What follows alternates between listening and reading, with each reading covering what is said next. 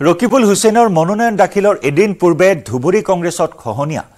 কালাহাটত কংগ্ৰেছ এৰি অসম গণ পৰিষদত সামিল হল 2000ৰো অধিক নেতা কৰ্মী জাভেদ ইছলামৰ উপস্থিতিত অসম গণ পৰিষদত দলে বলে যোগদান কংগ্ৰেছ কৰ্মী ধুবুৰীত ৰকিবুল হুছেইনক কংগ্ৰেছৰ প্ৰাৰ্থিত্ব প্ৰক্ষেপ কৰাক লৈ কংগ্ৰেছ কৰ্মীৰ মাজত তীব্ৰ ক্ষোভ ৰকিবুল হুছেইনৰ ওপৰত অতিষ্ঠ হৈ দল এৰাৰ ঘোষণা কংগ্ৰেছ ত্যাগ কৰা একাধিক নেতাৰ যোগদান কাৰ্যসূচীত ধুবুৰীৰ অগপ প্ৰাৰ্থী জাভেদ ইছলামৰ সৈতে উপস্থিত থাকিল অসম গণ পৰিষদৰ উপসভাপতি অপূৰ্ব ভট্টাচাৰ্য আৰু সাধাৰণ সম্পাদক সত্যব্ৰত কলিতাৰ লগতে বহু কেইগৰাকী নেতা 2000ৰো অধিক কংগ্ৰেছ কৰ্মীয়ে দল এৰি অগপত যোগ দিয়াৰ পিছতো বৃহস্পতিবাৰে জিতেন্দ্ৰ সিঙৰ উপস্থিতিত মনোনয়ন দিবলৈ সাজু হৈছে ৰকিবুল হুছেইন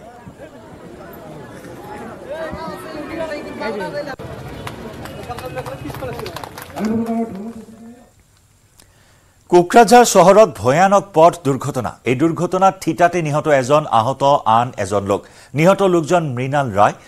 জেডি ৰোডৰ ৰেলৱে উৰণ হেতুত এই দুৰ্ঘটনা সংঘটিত হয় দুৰ্ঘটনাত গুৰুতৰভাৱে আহত সোমেন নাৰ্জাৰী নামৰ লোকজনক উন্নত চিকিৎসাৰ বাবে পশ্চিমবংগলৈ প্ৰেৰণ কৰা হৈছে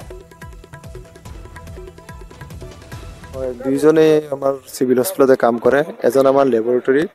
মানে ব্লাড বেংকৰ ল্যাবৰেটৰী আৰু এজন আমাৰ সিকিউৰিটি গাৰ্ড হিচাপে মৃণাল কান্তি ৰায় যিজন মৃণাল কুমাৰ ৰায় তেওঁ মানে ব্লাড বেংকৰ তেওঁৰ আজি ডিউটিও আছিল ডিউটিৰ পিছত তেওঁতো মানে ঘৰত যায়গৈ তেওঁলোকৰ বাইক আছে ঘৰত যায়গৈ আৰু সনেনৰো আজি ডিউটি নাছিল ডিউটি মানে তেওঁ দুজনে অলপ ফ্ৰেণ্ডশ্বিপ আছিল তাৰপিছত ওলাই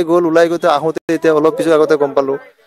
আনাৰ পিছত দেখিলোঁ যে এজন মানে স্পট ডেটে বুটটো হৈছে মানে আমি বৰ্ড ডেট বুলি কওঁ আনাৰ লগে লগে ময়ো আছিলোঁ হস্পিটেলত মই কাম অলপ কৰি আছিলোঁ সৰুৰ পৰাই লগে লগে গ'লোঁ এইটো কেজুৱেলিটিত গৈ দেখিছোঁ তেওঁ বৰ্ড ডেট আৰু যিটো সনেন বুলি তেওঁ মানে হৈছে কি তেওঁৰ হেড ইঞ্জুৰি আছে চেষ্টতো অলপ ইঞ্জুৰি আছে এতিয়া আমি লগে লগে মানে সেইটো কৰি আমি এতিয়া চিটি স্কেন আৰু এক্সৰে কাৰণে পঠিয়াইছোঁ কিন্তু ৰিপৰ্ট অহাৰ পিছতে তেওঁৰ কণ্ডিশ্যনটো ভালদৰে গম পোৱা যাব কিন্তু মানুহজন এইটো আনকনচিয়াছ হৈ আছে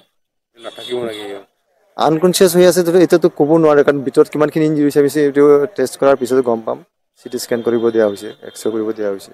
এইটো কৰাৰ পিছত যদি কিবা আমি লগে লগে ৰিফাৰ কৰাৰ কাৰণে আমি চেষ্টা কৰি আছোঁ সেইটো কৰিব লাগে ৰিফাৰ কৰি দিম এইটো শুনিছোঁ এজন মানে যিজনে লগত আহিছিল তেওঁ ক'লে যে ছাৰ হেলমেটো নাছিল বোলে আৰু তেওঁলোকে দুজনে স্পীডতে আহি আছিল কিন্তু হেলমেটটো ইমান হেৰি কৰি আছে যে পুলিচৰ পৰা নিজৰ আৰু মানে ভাবে কি যে পুলিচে ধৰে আৰু পুলিচে আমাৰ ছেফটিৰ কাৰণে ধৰে গতিকে ৰাইজে এইটো বুজি পাবলৈ যে আমাৰ ছেফটিৰ কাৰণে পুলিচে এইটো হেৰি কৰে গতিকে নিজৰ ছেফটি যদি নিজে বুজি নাপায় কেনেকৈ হ'ব কওকচোন গতিকে মইতো ভাবোঁ যে প্ৰত্যেকে নিজে হেলমেট পিন্ধিব লাগে বাইক হওক দুইচকীয়া হ'লেই হ'ল মানে চলাবলৈ চলাওঁতে সদায় মানে হেলমেট পিন্ধিবই লাগে আৰু হেলমেট নিপিন্ধাৰ কাৰণে আজি এই অৱস্থা হ'ল আমাৰ দুজনকৈ মানুহ ধৰিছোঁ আমি এতিয়া খুদ আৰক্ষীৰ নিৰ্দেশনাৰ সুযোগ একাংশ আৰক্ষীৰ মহানগৰীত আৰক্ষীৰ ধন সংগ্ৰহৰ দৃশ্য ভাইৰেল মঙলবাৰে মহানগৰীত নিষিদ্ধ আছিল গধুৰ বাহনৰ প্ৰৱেশ প্ৰধানমন্ত্ৰীৰ ভ্ৰমণৰ বাবে জাৰি কৰা হৈছিল নিষেধাজ্ঞা মালবাহী ট্ৰাকৰ পৰা ধন সংগ্ৰহ কৰিলে মহানগৰ আৰক্ষীয়ে পল্টন বজাৰৰ V2ৰ সন্মুখত আৰক্ষীৰ এয়া লাজ লগা কাণ্ড আৰক্ষীৰ গাড়ী চালকৰ সিটত বহা লোকে সংগ্ৰহ কৰে ধন ঘটনাত পল্টন বজাৰ থানাৰ আৰক্ষী জড়িত থকাৰ সন্দেহ কৰা হৈছে সোশ্যাল মিডিয়াত ভাইৰেল হৈছে আৰক্ষীৰ ধন সংগ্ৰহৰ এই দৃশ্য এই ঘটনাই জোকাৰণি তুলিছে অসম আৰক্ষীৰ ভিতৰ চৰাত আমি দৃশ্য দেখুৱাইছো আপোনাক প্ৰধানমন্ত্ৰীৰ গুৱাহাটী ভ্ৰমণ অসম ভ্ৰমণ আৰু তাৰ পৰিপ্ৰেক্ষিতত কঠোৰ পথ নিৰ্দেশনা জাৰি কৰা হৈছে বাণিজ্যিক বাহনৰ ক্ষেত্ৰত বিশেষ নিষেধাজ্ঞা আৰোপ কৰা হৈছিল মহানগৰীৰ ভিতৰত মহানগৰীত আৰক্ষীৰ এই ধন সংগ্ৰহৰ দৃশ্য সম্প্ৰতি ভাইৰেল হৈছে মহানগৰীত নিষিদ্ধ আছিল মঙলবাৰৰ দিনটোত গধুৰ বাহনৰ প্ৰৱেশ প্ৰধানমন্ত্ৰীৰ ভ্ৰমণৰ বাবে জাৰি কৰা হৈছিল সেই নিষেধাজ্ঞা কিন্তু সেই সময়ছোৱাতে মালবাহী ট্ৰাক প্ৰৱেশ কৰিলে আৰু সেই মালবাহী ট্ৰাকৰ পৰা ধন সংগ্ৰহ কৰিলে মহানগৰ আৰক্ষীয়ে পল্টন বজাৰৰ এয়া V2ৰ সন্মুখত আৰক্ষীৰ এয়া লাজ লগা কাণ্ড আৰক্ষীৰ গাড়ী চালকৰ সিটত বহা লোকে সংগ্ৰহ কৰিলে ধন এই ঘটনাত পল্টন বজাৰ থানাৰ আৰক্ষী জড়িত থকাৰ সন্দেহ কৰা হৈছে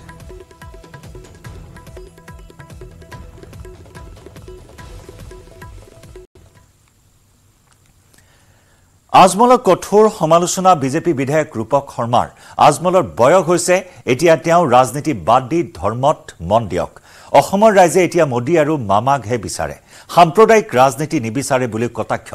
মুছলমান ভাইসকলে এইবাৰ সকলো বুজি পাইছে এইবাৰ তেওঁলোকে বিজেপিক ভোট দিব বুলি মন্তব্য কৰে ৰূপক শৰ্মাই বদৰুদ্দিন আজমল ডাঙৰীয়াক আমি সন্মান কৰোঁ তেখেতে এজন ধৰ্মগুৰু হিচাপে থাকিলে ভাল এই সভাবিলাকত আহি বিভিন্ন ধৰণৰ সাম্প্ৰদায়িক মন্তব্যসমূহ কৰি আছে এইবিলাকৰ পৰা আচলতে এইবিলাকৰ পৰা বিৰত থাকিব লাগে কাৰণ অসমখন আমি খুব শান্তিৰে আছোঁ দেশখন শান্তিৰে আছোঁ শান্তিটো সকলোৱে বিচাৰে তেখেতে শুনা পাইছোঁ কোনোবা সাংবাদিক বন্ধুসকলে কোৱা মইতো টিভি চাবলৈ সময় পোৱা নাই এইকেইদিন বা সাম্প্ৰদায়িক মন্তব্য কিছুমান কৰে বিভিন্ন ধৰণৰ কিবা কিনি কথা কয় গতিকে আৰু তেনেকুৱা নক'লে ভাল আৰু মই তেখেতক সন্মান কৰোঁ যে মানে এজন ধাৰ্মিক লোক হিচাপে আৰু বয়স হৈছে ধৰ্ম কৰা ভাল এই সভা সমিতি নকৰাই ভাল গতিকে মই তেনেকৈয়ে ভাবিম আৰু বেলেগ কথা নাই আৰু তাতে কোনোবাই জিন্দাবাদ ধ্বনিও দিছে আপোনালোকে মুৰ্দাবাদ ধ্বনি শুনিছে তাত জিন্দাবাদ ধ্বনিও দিছে দুইটাই দিছে মানে দুইটাই দিছে গতিকে থাকে সমৰ্থক থাকে গতিকে তেনেকুৱা ঠাই কয় আৰু তেখেতে কি উদ্দেশ্যত কেনেকৈ কৈছে নাজানো আৰু কিন্তু মই এটাই কথা যে যোনেই যি নকওক নৰেন্দ্ৰ মোদী ডাঙৰীয়াৰ যি ভাৰতৰ ৰাইজৰ প্ৰতি যি উন্নয়নৰ জোৱাৰ উঠালে আজি 10 বছৰে আৰু অসমৰ মুখ্যমন্ত্ৰী ডক্টৰ হিমন্ত বিশ্ব শৰ্মা ডাঙৰীয়াই উন্নয়নৰ লগতে মহিলাসকলৰ যি সন্মান দি বিভিন্ন আঁচনি দিছে নিবনুৱা সমস্যা দূৰীকৰণৰ কাৰণে 1 লাখ চাকৰি দিলে এই গোটেইখিনি মিলাই পেলাই এতিয়া মানুহখিনি মোদী হৈ আছে মামা হৈ আছে বিজেপি হৈ আছে এনে ক্ষেত্ৰত আৰু বেলেগৰ কিবাখিনি কৈ লাভ নহ'ব চাগে 26 তাৰিখে ভোট আহিয়ে গ'ল একদম পালেই আৰু আজিতো ধৰি লওক 17 তাৰিখ হ'লেই গতিকে এইকেইটা দিনৰ পিছত বিজেপিৰ জয় হ'ব আৰু সেইটোৱে কথা আৰু এনেদৰে এআইডিএ প্ৰধান বদৰুদ্দিন আজমলক কটাক্ষ কৰিলে নগাঁৱৰ বিজেপি প্ৰাৰ্থী সুৰেশ বৰাই পৰৱৰ্তী খবৰ কেৱল ঘৰখনেই নহয় দেশো চলাব মহিলাই সমগ্ৰ দেশ তথা ৰাজ্যত এতিয়া কেৱল বিজেপিৰ ঢৌ জাগিৰোডত নিশা পৰলৈকে নিৰ্বাচনী প্ৰচাৰ চলাই এই মন্তব্য জনপ্ৰিয় অভিনেত্ৰী আইমি বৰুৱাৰ নগাঁও লোকসভা সমষ্টিৰ বিজেপি দলৰ প্ৰাৰ্থী সুৰেশ বৰাৰ হৈ জাগিৰোডৰ বিভিন্ন প্ৰান্তত নিৰ্বাচনী প্ৰচাৰ চলাই নখোলা বৰ্ণামঘৰৰ বাকৰিত নিশা উপস্থিত হয় জনপ্ৰিয় অভিনেত্ৰী তথা মন্ত্ৰী পীযুষ হাজৰিকাৰ সহধৰ্মিনী আইমি বৰুৱা আনহাতে নিৰ্বাচনী সভাসমূহত মহিলাৰ উপস্থিতিয়ে আগন্তুক লোকসভা নিৰ্বাচনত বিজেপিৰ জয় নিশ্চিত বুলি মন্তব্য কৰে অভিনেত্ৰীগৰাকীয়ে ইফালে জনপ্ৰিয় অভিনেত্ৰীগৰাকীক কাষতে পাই কোনোবাই যদি সেলফি উঠিছে আন কোনোবাই আকৌ হাবতি ধৰিছে খুব ভাল লাগিছে ৰাইজৰ যি উৎসাহ আৰু ৰাইজে উলুটাই কয় যে পীযুষ হাজৰিকা ডাঙৰীয়া বেলেগ বেলেগ সমষ্টিত ব্যস্ত আছে গতিকে আপুনি আমাৰ মাজত আছে সেইখিনিয়ে যথেষ্ট আমি নিজে তেওঁৰ হৈ প্ৰচাৰ কৰিম আমি নিজে দলৰ হৈ প্ৰচাৰ কৰিম গতিকে তাতকৈ ডাঙৰ আশীৰ্বাদ আৰু একো নালাগে এইখিনি আচলতে আমাৰ পৰিয়াল তেওঁলোকক কোনো ধৰণৰ বেলেগকৈ নতুনকৈ ক'বলগীয়া নাই যে তেওঁলোকে ক'ত ভোট দিব লাগে তেওঁলোকে ওলোটাইহে মুখ পায় যে আৰু ক'ত যাব লাগে ক'ব সকলো সময়তে তেওঁলোকক মাত লগাবলৈ আহোঁ বিহুৰো বতৰ গতিকে সকলোকে মাত লগাইছোঁ সেইখিনি আৰু এবাৰ মহিলাসকলৰ আশীৰ্বাদেই নহয় সকলোৰে আশীৰ্বাদ আছে আপুনি য'তে নাযায় ঢৌটো সকলোৰে মুখত কেৱল বিজেপিৰ নামেই কাৰণ তাৰ বাহিৰে তেওঁলোকে কয় যে কোনো এই মুহূৰ্তত কাকো ভোট দিবলৈ তেওঁলোকে মানুহে বিচাৰি নাপায় গতিকে ভাৰতীয় জনতা পাৰ্টীয়ে যিটো ঢৌৰ সৃষ্টি কৰিছে তাৰ সন্মুখত এবাৰ কোনো থাকিব নোৱাৰে বুলি মই ভাবোঁ